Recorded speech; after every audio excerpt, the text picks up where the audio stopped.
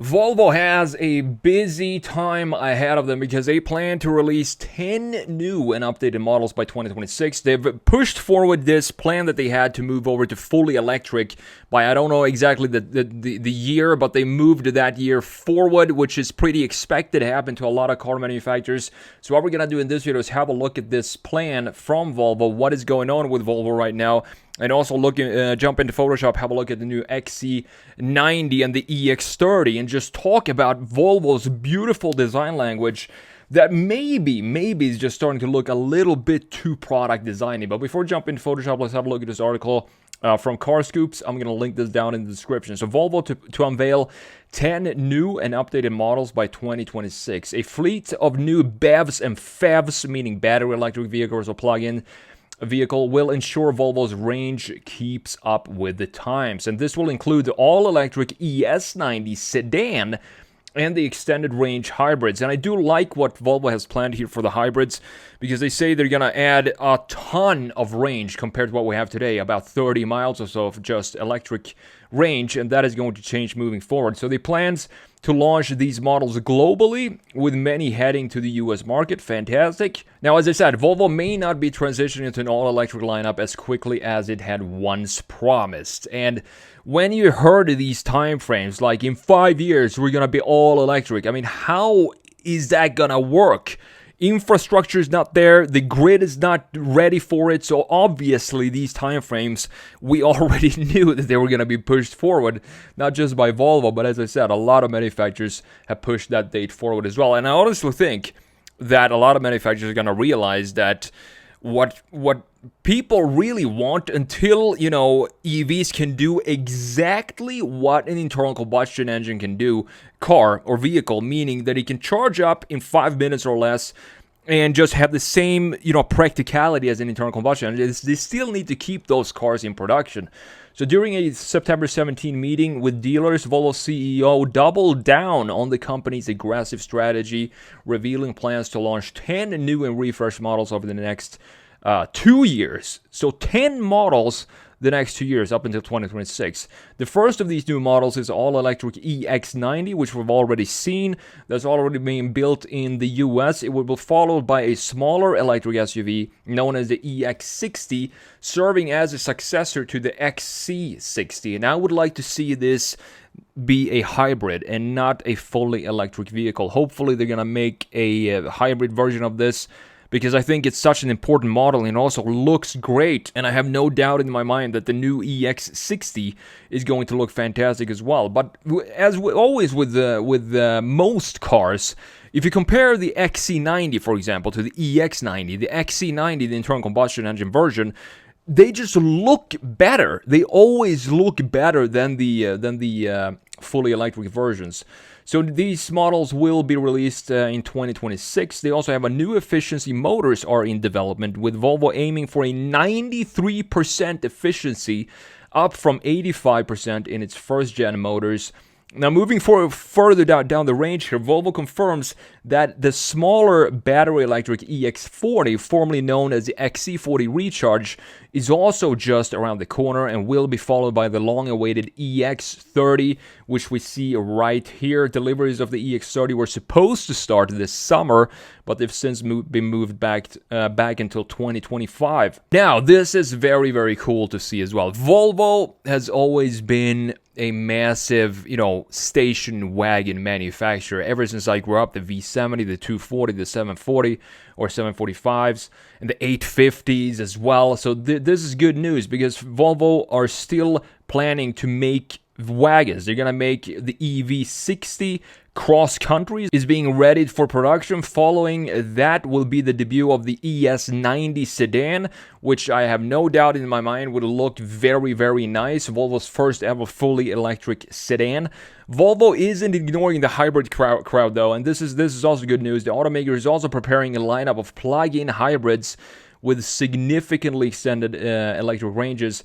These models will far surpass the outgoing XC90's electric range, which maxes out at just 33 miles. So this is, I think, this combination of a pretty substantial EV range, but having that internal combustion engine in addition to that, just gives more peace of mind when you're in the market for these type of cars. And these are the cars that I would like to see more of, these plug-in hybrid models. And I think Volvo is going to do a great job with these new models that they're planning to come out with. And I hope that the new XC90 will also have a substantial EV range, because it looks great. And just having an additional range is never a bad idea. So according to Volvo, these new offerings are exactly what luxury car buyers are looking for now. And in the future, we're just getting warmed up. And here you can see, look at this one right here. This is a rendering of the ES90. And how good does this look? It just looks great. It looks like the concept version, the coupe, Volvo coupe version, that then turned into Polestar 1, I do believe. This looks very, very tight. I'm not the biggest fan of these headlights and how they are integrated in the front end. I do think this could have been done better. The lower section looks fantastic here in this rendering. Keep in mind, this is not the real car, obviously. You can see that this looks almost like a coupe, but it is, in fact, 4 doors here.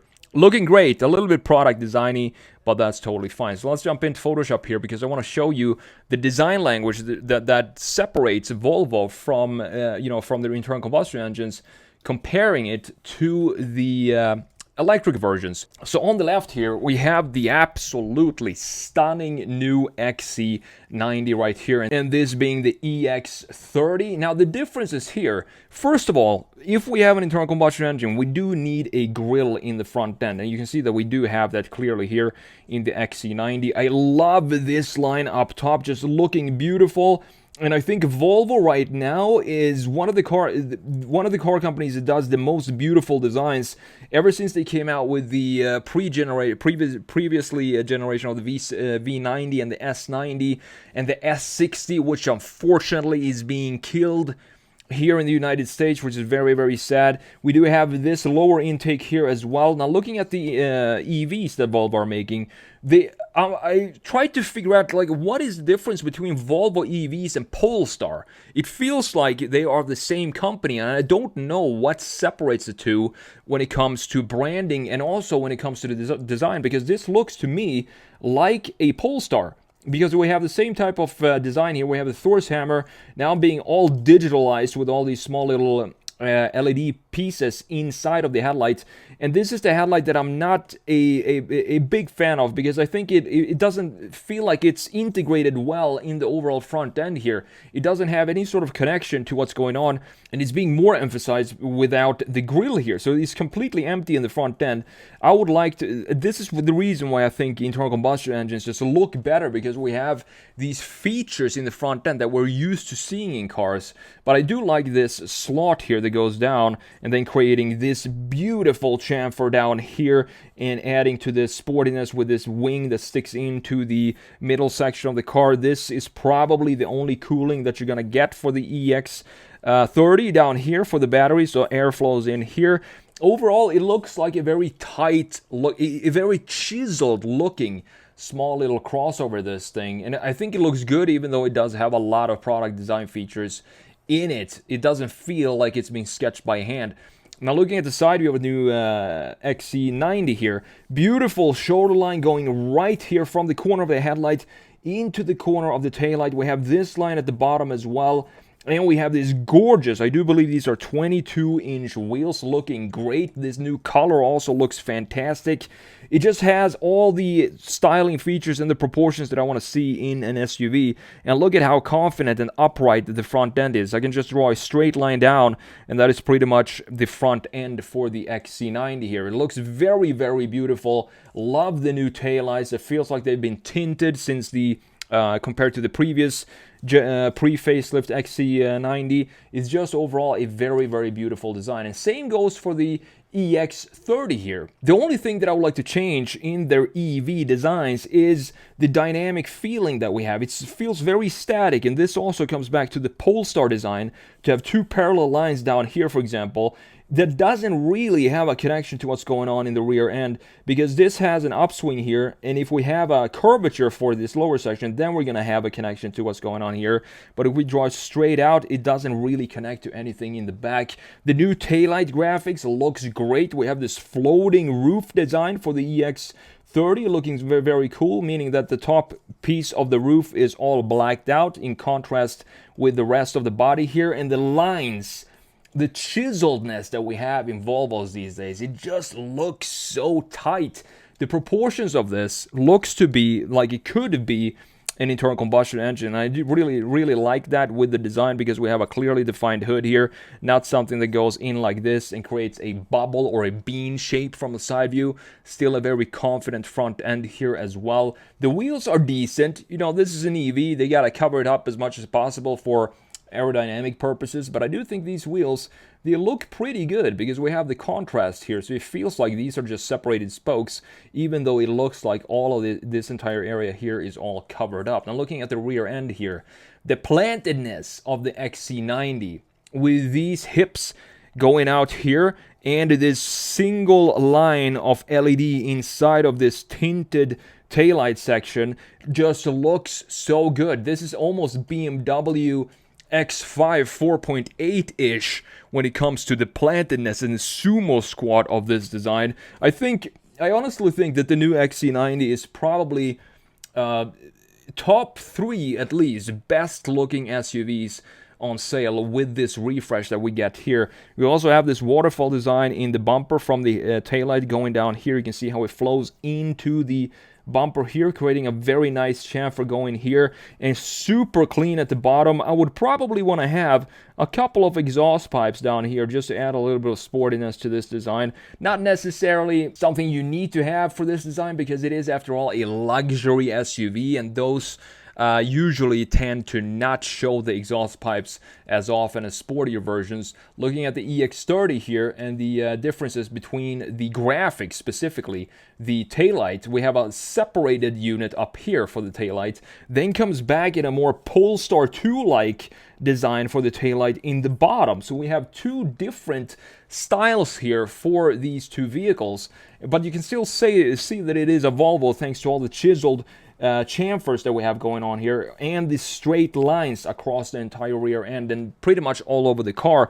This is what makes Volvo a Volvo. All these straight lines going across and adding some width to the overall design of this car. Of course, we're not going to have any sort of exhaust pipes down here, this being an EV, but I do like how this lower section, which is pretty much where the battery sits in this black graphic down here, how it cuts in to the rear end and removes some of this mass that we have in the rear end. Beautifully done for the EX30. Again, if I'm looking for a crossover EV when it comes to design and chiseledness and just identity for the car, this is going to be very high up on that list. I think it's a very, very beautiful car. Now looking at the interiors here, and this is something that I don't understand why manufacturers have to do this.